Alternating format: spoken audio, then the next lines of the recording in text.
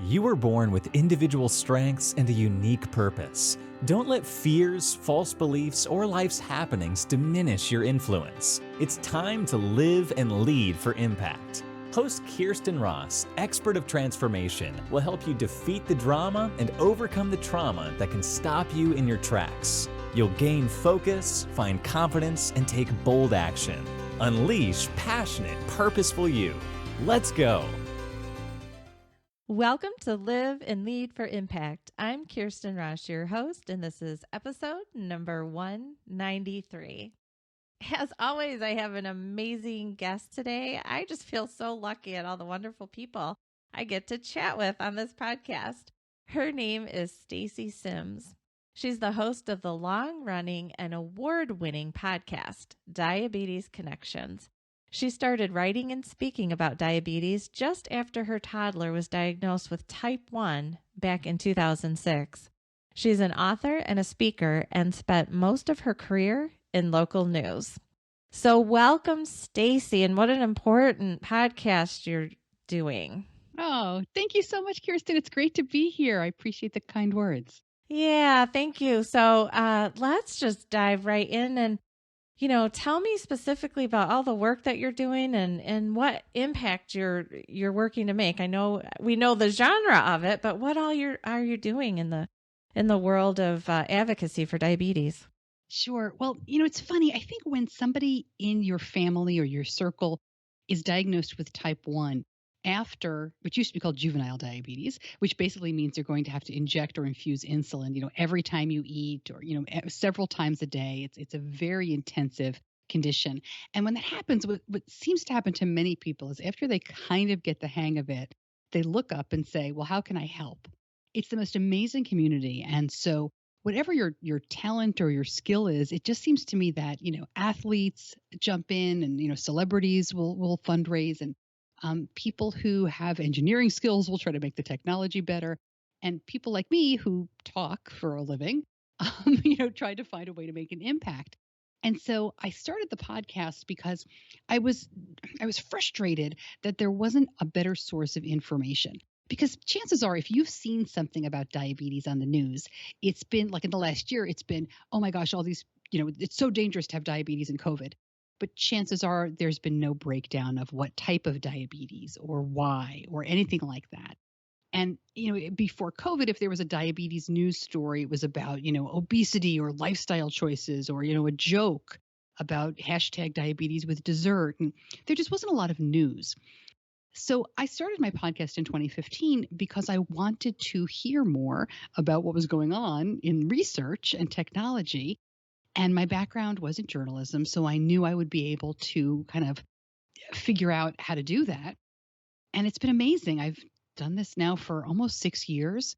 It's led me to speaking and writing and speaking out on more things in the community and more issues. Interestingly, it was never really about my family. My son was diagnosed, as you said, as a toddler right before he turned 2. He's now 16. And we don't talk a ton about him on the show. But it's not so much my family's story, although he is really doing great. It's more about, what I can share in terms of information.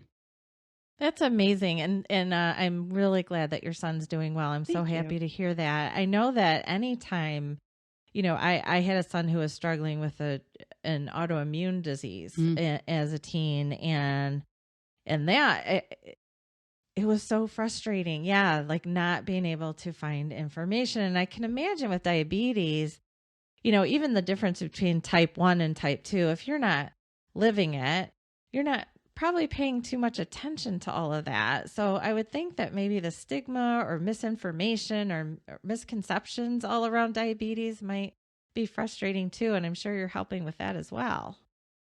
I hope so. Do you want to do a quick explainer about the different types? Because I know before it was in my family, I had no idea. Okay, yeah, great. Absolutely. All right. So there's actually more than 10 or 15 types of diabetes. So I won't go through all of them. You're blowing my mind already. I know, right? I think most people are familiar with type 1, type 2, and gestational. So we'll keep on that. And then I have a surprise one that I'll share with you listeners. I know, but it's important. Yeah. Okay, so It's all about how your body responds to glucose, to sugar, to the food that we eat. We tell little kids that, good food is the fuel that makes your body go. You put fuel in the car and it goes. We put good food into your body and that's your energy. Well, what happens with type 1 diabetes is that it's an autoimmune condition. So for some reason, they do not know what triggers it, and it can happen at any age. My son was not yet 2. My friend was 70. So you never know how old you're going to be to get type 1.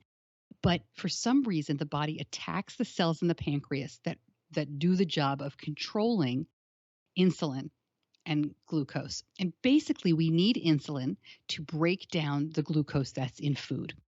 If that insulin is not released, the glucose, the sugar that we eat, and it doesn't have to be in sugary food, any food, it's all broken down into glucose. If our bodies can't break it down, this is a very layperson way to describe it, but it just floats around. And all of that sugar not being broken down in your body is deadly for your organs. So if type 1 diabetes isn't treated, if you don't inject or infuse insulin as I said earlier, several times a day, you will die within weeks. It's very serious stuff. So type 2 diabetes, and it's interesting because I feel like every year I learn more about type 2 diabetes. We used to say, well, we're not really sure. It's lifestyle, sedentary, overweight. And what happens is, for many reasons, the body still produces insulin, but it doesn't react well to it. So in other words, you're still producing insulin, but you're not breaking down the glucose as effectively. And what they found out about type 2 is that it is incredibly genetic. So it's not just about being overweight, or everyone who's overweight would have type 2. So there's much more to that, but in a very simplified way. You're still producing insulin, you're just not processing it correctly.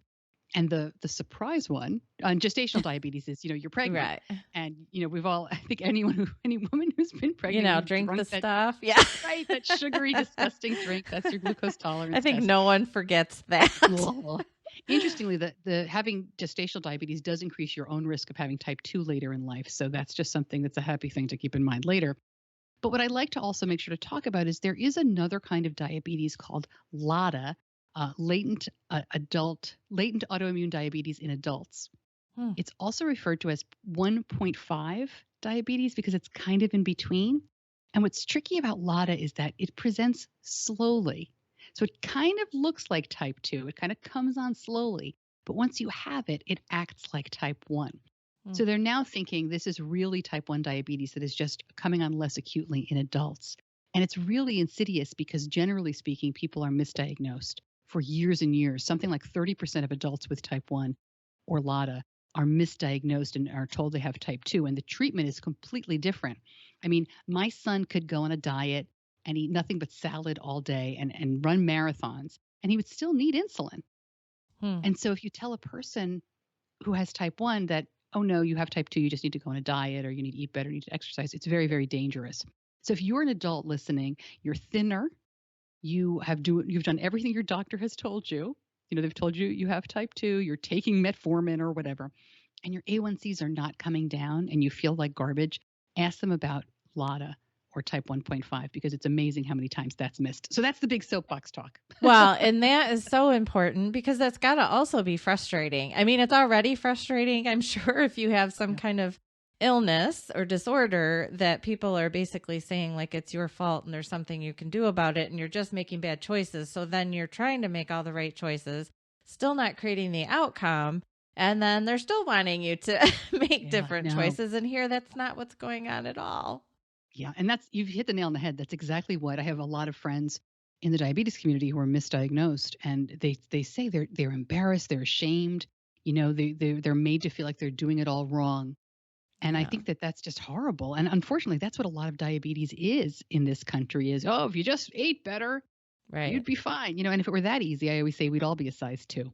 Right. Anyway. And then now I'm sure I very baby knowledge of this, but I have seen through friends the pumps and the, just the improved technology where it's monitoring and giving you what you need. And now, is part of your advocacy and awareness, do doctors stay really up on all the latest technology, or do patients need to be, good consumers and do their own research about the updates?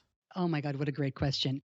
It's a little bit of both. I would say that in the last 5 to 8 years, the pendulum has swung to the point where patients now are so much better informed that they're coming in to the endocrinologist's office and they're asking for what they need. The problem is that most adults with diabetes, any kind, are treated by general practitioners. Now, it's not a slam on general practitioners. It's just that they're not specialized enough. Mm-hmm. So they may not know that there are different kinds of technologies out there. You mentioned insulin pumps, continuous glucose monitors. These things are absolutely incredible, and it's not only that you just have to write a prescription, but quite often your doctor has to help you through the insurance process to make sure these things are all covered because they're very costly. So if you don't have a knowledgeable endo on your side, it's very frustrating because, one of the things that I've learned over the years of doing my show, my audience is really experienced in technology and super engaged and interested in it. So I do a lot on the newest stuff that's coming out. And they are, I've had endocrinologists talk to me and say, oh, I didn't know about this until my patient told me, and now I listen to your podcast. That's great. It's moving quickly. And it's interesting because about almost 10 years ago now, really, the diabetes community started moving ahead on its own. In other words, patients and families started looking at the technology that was available and saying, we could do a better job. And, when I said in the beginning, we all bring our skill set to it, I wasn't kidding. People who are engineers and computer scientists, they formed a movement, and you can follow this. It's the hashtag is We Are Not Waiting. And really in 2013, it got really cooking because they started finding each other. And they created systems that made pumps and continuous glucose monitors communicate. They created their own software. They hacked, I hate that word, but they hacked into old pumps. And it is now to the point where the very first do-it-yourself system is, as we speak, is in front of the FDA. Oh, so wow. by the end of 2021, we could have the very first DIY, what started as a non-commercial open source, anybody could slap it into their phone. It could be approved by the FDA this year. So it's just a fascinating, as you can tell, I get really excited and interested in this stuff. Well, yeah, seriously, that is so interesting because how often do you see, we're definitely used to, the term hacking and DIY and open source when we talk software and computers, but anything attached to health, we haven't seen that before. So that is really amazing. Taking things really into their own hands. Yeah, well, the problem with type 1 especially, and I was reluctant with my child to use the DIY software only because my concern was what happens at 2 a.m. when it craps out and I don't know what I'm doing. It's not in my wheelhouse. Mm-hmm. And we were able to do okay with what we had for a long time. But there were a lot of people who felt it is so difficult to get blood sugar under control that it's actually more dangerous not to use the DIY systems because they really work amazingly well. And, just to be able to sleep through the night and not have your blood sugar go high or low is almost, if you're listening and you have type 1, you're nodding, right? It's almost miraculous to sleep through just one night without a low or a high. And, my son is now on a commercial system that is more automated. And that system has only been out for a little bit more than a year as you and I are talking. And it's not fully automated, and it's probably one of the most advanced on the market. There's nothing that's fully automated, unfortunately. And I still think it's incredible that we all sleep through the night, almost every night. Aww. Well, I'm glad to hear that the technology is helping for sure. So I can't imagine the impact that you've made in these last 6 years and the work that you've done in the podcast. And then, of course, prior to the podcast, when I know you were still blogging, etc. Yeah. So if you think back, because I always say, think back to those couple or, one or two instances where you really made that impact and it can continue to fuel your passion, through those tough days, what keeps you going. So can you think back to, one big impact that you're really extra proud of that really fuels your passion? Sure. I can think of two, if you don't mind. Oh, sure. Of course. One was through the podcast and one was just being a mom. So the podcast, several years ago, I talked to Mark Andrews, who is an NFL player. I think he's with the Baltimore Ravens, and he lives with type 1. He's had it since he was a kid. And he came on the show and we talked for a while and he was fantastic. And then I read, there was actually a newspaper article about it a couple of weeks later. some family had heard it and their kid had been struggling with type 1 and really down with it and had heard the podcast and had reached out and Mark Andrews people, and they had connected him. And, I don't know if he had a phone call or whatever. And then the kids started raising money for a camp in his area. And it just Aww. changed the whole thing around. And then he wound up raising enough money to send a couple of kids to diabetes camp. And it was so cool because nobody had contacted me about that. No one had said, hey, we heard the show and we did this. I heard about everything afterward. Mm-hmm. And it was just amazing because they didn't do that to get written up in the newspaper. And if they hadn't written the article, I never would have known. Yeah. So it was really nice to think about, well, what else is going on out there? And then another one that I really feel good about. Can we just stop for one quick second? Like, let's just celebrate the ripple effect. We just have to. I mean, isn't that, gosh, because that's where like our impact lives on, because it's moved from you to others and more is happening. So I just had to take a quick moment of celebration on that. I appreciate that. I think it really is easy to let it slip by. And I'm guilty sometimes of like, yeah, that was fun, but. Yeah. Right. Moving on. Next thing. Yeah. Exactly. All right. I now the appreciate next story. that. Now the next story. But Well, yeah, we just had to take that moment. One of the things that we do in my family that's a bit unusual is that my son has gone to what I call regular sleepaway camp, non-diabetes camp. We always felt that it was really important for diabetes to kind of be in the background and to do as much as we possibly could that he wanted to do that wasn't just all about diabetes. So we sent him since he was about 8 years old, he's gone away to camp. And when he got a little older, it was about a month long. And it was pretty difficult. And it was very unusual to send a kid that young to sleepaway camp that wasn't for diabetes, but we did it. And that's a long story. And about 3 years in, I got a phone call during the winter from a local kid, from his mom. And he had been at the same camp and he had just been diagnosed with type 1. And she said, I called you because the first thing he said is, can I go back to my camp? And she said, well, Benny does it, my son. Mm-hmm. So I don't see why not. And she said, I think if your son hadn't already done that, we wouldn't have known that he could have. Mm-hmm. And that was just one person. But it made me so happy because knowing somebody else in the same situation, whether it's diabetes or anything else, Mm-hmm. right? Knowing somebody else has done it. Yep. Makes such a big difference. And of course, that kid went back to camp. I mean, nobody went to camp this summer, but, or last summer, what are you going to do? But, knowing that we made it easier for that family, because I'm a huge, huge supporter of camp. I think camp is so important for kids and parents. So that was fun.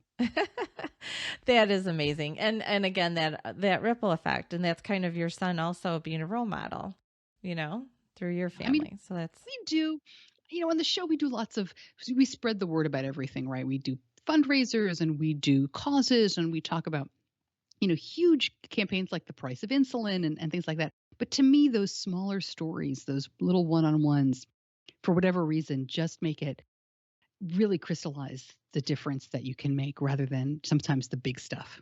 yeah.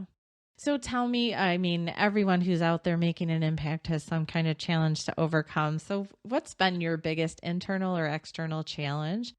How have you overcome it? I think sometimes the challenge I face is and it sounds silly and I'm hesitating because it sounds a little silly to people who aren't inside the diabetes community, but I'll say it anyway. It's like, which aspect of this do I want to take on? Because you'd think, well, it's just type 1 diabetes, right? But I've already listed like 10 issues. Yeah. Yeah. Oh, I don't think, no, I'm totally on board. I mean, scope creep, come on. I mean, that happens everywhere where, you really have to choose where you're going to place your focus. It's very difficult. And what's interesting too is there's lots of terrific causes. And they each have their own focus, research, cure, community, access to technology, access to insulin, racial disparity, economic disparities, just beat the drum of awareness to the people who don't have diabetes at all, Mm-hmm. into the outside community. So one of my biggest challenges really has always been focus. We've been very, very fortunate. When my son was diagnosed, we were already a bit educated about diabetes only because I used to work in radio and I was the MC every year for the JDRF, which is the Juvenile Diabetes Research Foundation, for their golf tournament in my town every year. So I Oh, actually knew a gosh. bunch of people, right? So it was crazy. But I knew people with type 1 and I knew they were living well. So that worry was kind of taken care of for me at first. We've also always had very good health insurance. We had access and we were okay.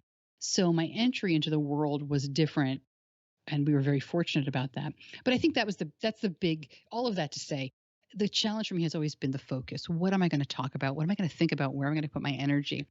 And the challenge with that, the way I've addressed it is what seems important at the moment? Where can I really make an impact? How can I help and stay focused? And then with the podcast, I actually, when 5.5 years ago, that really helped me because it became a way to serve my listeners, which are a specific part of the diabetes community. Mhm. And once I put that in focus, as long as I can figure out what they are most interested and passionate about, it really helps me decide, as long as I'm aligned with that as well, where I want to put my energy. So really listening, and I guess to broaden it out, you could say, rather than listeners, what are your constituents most passionate about? What are their biggest problems? What is important to them? And then I kind of follow from there. And I find those things out. I have a Facebook group, I have a newsletter that I send out, and I talk to these people. I actually communicate with them. We've had Zoom calls, and it's been really great to help me focus. So, of those things that you listed, where do you find yourself spending time? And it really begs the question for me, how do you make sure that you don't end up with that scope creep where you can feel overwhelmed because with all the different potentials and all that is involved in each one of those streams, how do you decide and not feel overwhelmed? Well, I'll give you a couple of answers. I think the first is that having the journalism background, I do feel that my main role is to be a conduit for information and for other people's stories. I'm the kind of person who goes to an event and kind of hangs back and thinks, oh, what's going on? I'll Mhm. observe, right? Mhm. I'm very social, but if I'm there to work, I'm there in journalism mode. And my show is the same way. So I'm there to share everybody else's story. But what I have decided to focus on is in the podcast, I've decided on getting the best information I can because, and this may sound immodest and I don't mean it to be, but so far there's nobody else in the community with the access and the ability or seeming ability to ask the questions that I do. I'm totally independent. I don't work for a diabetes company or charity. Mhm. So I can have the different companies on and ask them a whole bunch of questions. Yeah. And I can follow up. I can, and now the feedback that I've gotten has been tremendous because, it's one thing to let an insulin company come on and say, hooray, we've dropped the price because of the pandemic temporarily. But then you have to be able to say, well, why not keep it forever? Yeah. You're still, and I've done that. We've really had some Good. challenging. I'm glad to hear you're asking that question. Ask him about the EpiPens while you're at it too. No. Yes. Yeah. Exactly. It's unbelievable. So, things like that. I will tell you that my community outward face, when I speak to people who are not in the diabetes community, interestingly, I have found there's the two issues that I bang the drum on most are LADA, which I've already brought up on this show, right? Yeah, Which yeah. is like, because so many people don't know about it and they Yeah. have it, they don't understand. And the other one is insulin affordability. And Yeah. over the years, I've been able to bring that up because yes, if you have, insurance and you've met your deductible, you're not paying a lot, right? But if you don't have decent insurance or you're in between jobs or you're of a certain age or different things, it is unbelievable. And it really crosses political lines. People get mad when I say this, but no president in the last 30 years has done anything about the price of insulin. So the price has gone up 300%. States are just beginning to take it on. Federal government doesn't seem to want to touch it. But and despite what you heard, there has been no executive order by Trump or Biden that changed things. So don't at me. But I'll send you all the facts on that. I wish somebody had signed something to change the price of insulin. But I'll tell you, I run a local group, and the stories that I usually talk about to educate are, I'm a nice suburban lady. I drive a minivan. I live in a cul-de-sac.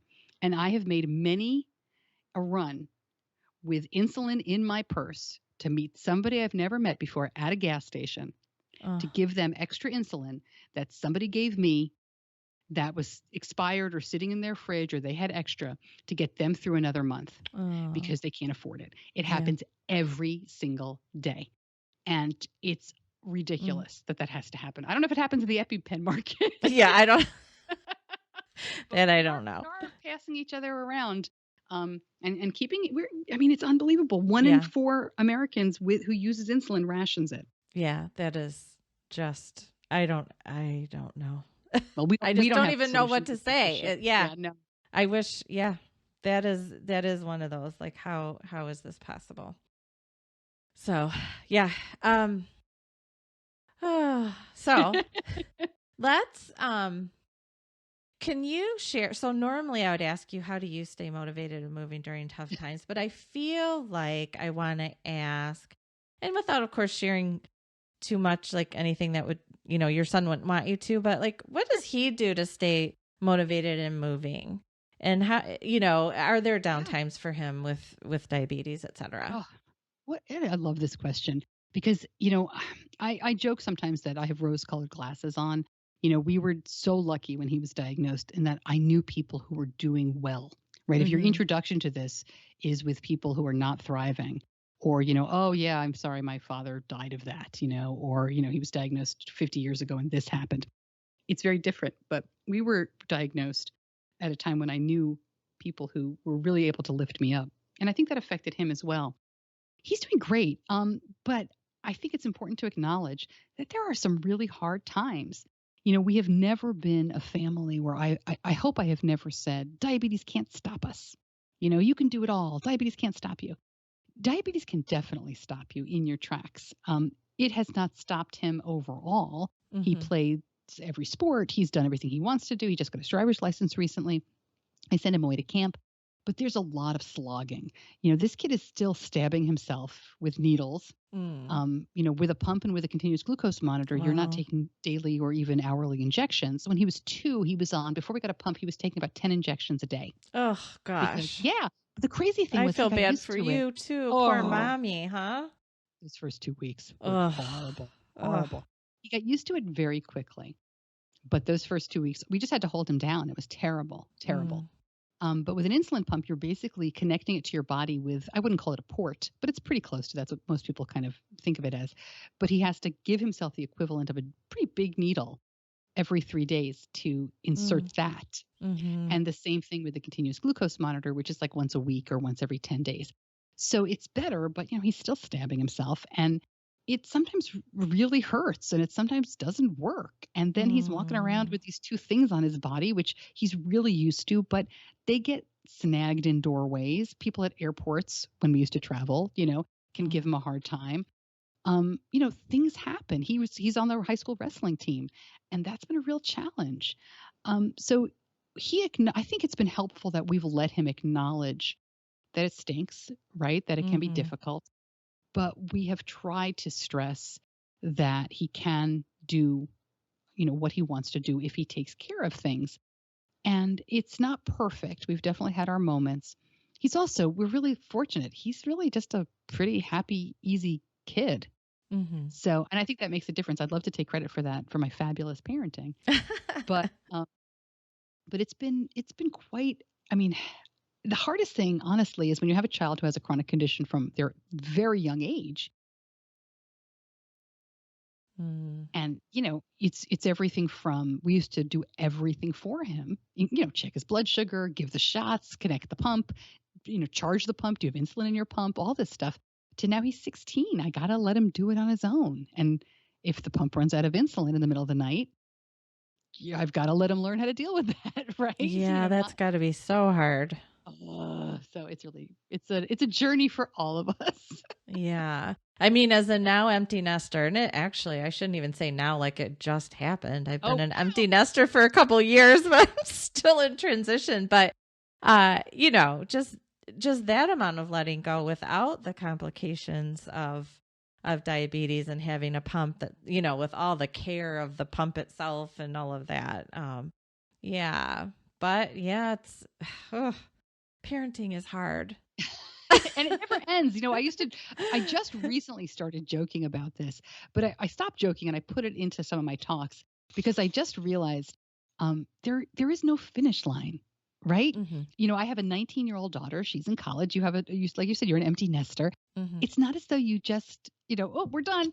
The end. Right. It just keeps Punch it out. Evolves, right? It evolves and it changes. Yeah. And we really don't ever finish. So to me, once I realized that, it kind of changed. I mean, I used to joke my parenting was all about like, grow up and get out of my house. That was my goal. And it still is. It still is. But I think your focus changes when you realize, wow, even if they leave, you're not done. Yeah. Yep. They're just a little farther away and you don't have the visual, confirmation of what's going on. So, well, I'm really glad that you shared that, because I think that's going to be really helpful for others about, just again, getting a little bit into the life and the realities of dealing with diabetes. Yeah. I think if I could just say, I think too, I know a lot of your listeners are advocates and leaders, and there's all these really best practices about things. When your advocacy and your leadership in your community is also about your life, right? Your health condition or your parenting, I think it's also just really important to have some boundaries. As I've already alluded to, we don't talk about him a ton on the show. I run things by him if we're going to discuss it, if there are issues or questions that people have. And I think that's okay to do if it's you as an individual as well. Sometimes we want to share and overshare, and in the hopes to educate or help. But I just also do like to say that I think it's okay to have some boundaries there. There's nothing wrong with that. Yes, always. And that is it's been the theme, I think, of many of my conversations in the last week and a half, oddly. Where's the message there? But everything from, combine all of you and show up versus, but always. But it's finding that line, right? Of where is the boundary? What am I comfortable with versus, what do I really need to share to make the full impact? And it's a decision that each individual has to make. And really, I think we all make on the fly, kind of. It might change moment to moment. It really might. I don't think there's anything wrong. And most of the time it's not as clear cut as this, the example I'm going to give you. But I do make a ton of decisions on the fly, as you said. But there are some that I actually have written down. I have to write things down that help guide me. And those are basic things about my son's health that a lot of diabetes parents share online. And I'm just uncomfortable leaving that kind of digital trail of breadcrumbs. So, if you're familiar with diabetes at all, and everybody has an A1C, which is a measurement over 3 months of how your blood sugars are doing. And those are often shared as a measure of how are you doing with your diabetes. And I stopped sharing my son's online when he was about 6 years old. And because a friend pointed out that, that's like putting your cholesterol or your weight or whatever on the internet. Why would you do that? Yeah. And I'd never thought about it that way. So I wrote, I made a list of things I won't share. So that's okay to do too. Absolutely. I totally agree. And then circumstance specific, there are certain things that I share with clients only because, and I keep those way in the back pocket, if the circumstance really arises and I feel a call to this is so well aligned and I do think that they could find hope or motivation or inspiration or something from this, then I will do it. But it's not ever going to be something that I share loud and wide. Right. So thank you so much for all of that you've shared. And, you're talking to a bunch of people that are making an impact in the world or maybe just getting started. So what words of wisdom do you have for others who want to make their own impact in the world? I would say to not underestimate the power of your own story. You never know how your story is going to affect someone. I'll give a quick example. I interviewed a gentleman recently. And he is one of these super athletes. He's training for an Ironman. He's done tons of marathons and Tough Mudders, but he was diagnosed with type 1 diabetes in his 20s. And he had been erroneously told that he couldn't be active. And he was terribly depressed.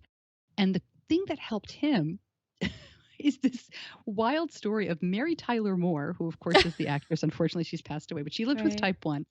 And he read this story about her that she was driving around. I don't know if it was right after her diagnosis or if she just had a bad day, eating donuts. and being like, F you, diabetes. Like, I'm not, I'm going to do what I want to do. And of course, she didn't do that often because she did live a long and healthy life. Yeah. But reading that story about her resonated with him on some level that you would never expect. So, when you tell your story, whether it's about a chronic health condition or success in business, writing a book or cooking a meal or anything, you never know who it's going to impact. So I would just say, share your story, share what you're comfortable sharing, share what makes sense to you, but put it out there. And, when in the heyday of blogging, right, of course, a lot of people were encouraged to do this, but there are so many ways to still do it. So I think one of the impediments that many people let get a hold of them is, well, who cares what I have to say, right? Everybody has my story. Tell your story and see where it leads you. I love that. And that is so true. And even if it's a story that has been heard by others, there's your own story is still your unique story, and you're going to tell it in your own way. And it might impact someone who's heard something similar many times, but it's just going to hit them, like the other times haven't. It also makes me think of a quote that I heard years ago: tell your story first, so you give the gift to others that they could tell their story next. Oh, so I like now that. they realize they're not alone, so if it's something that they've been, maybe they're carrying guilt or shame about or something, or it's just been hard to talk about for whatever reason, if someone else shares a story that's similar, oh, wow, I'm not alone. And oh, yeah, now I can go next. And it's not, such a big deal. And now they can have that freedom of releasing it. And who knows how their story will impact people. I have always found that, because I started my blog years ago and I think 3 people read it, Kirsten, to be honest with you, but it helped me immensely. It helped me so much to get that story out, just to talk about it and share it. Really kind of helped me sort through it. Mm-hmm. Organize your thoughts. And there is so much power in getting it out in whatever way you do. Yeah. Well, thank you so much for joining me today. And thank you for all the so important work that you're doing. So many people need to hear, the new technology. And I'm sure the community is so helpful. No one is alone. And so all the work that you're doing to help get information out to everyone, and sounds like even the doctors at times. So thank you for all that important work. And if you want to connect with Stacey, you can find her at staceysims.com. That's STACEYSIMMS.com. And all of her information will also be, and we've got social media. She's Stacey Sims on Twitter and on Facebook and Instagram. And all of that information will be on the show notes for today. And you can find those by going to defeatthedrama.com, click on the podcast tab, and then go to episode 193. And I just want to offer to you, if you're having some kind of challenge in making your impact, grab a spot on my calendar. I'm saving a few precious spots, and you can grab yours by going to defeatthedrama.com/call. You're going to get some kind of leadership, impact, personal breakthrough in 15 minutes. I'm giving you 30, but we'll have that breakthrough in 15 minutes. So please take advantage of that. I really look forward to talking with you. And if you're on Clubhouse, make sure to find me there as well. You can find me at Kirsten R. Vogel. All right, get out there, make your great impact, and have an amazing day.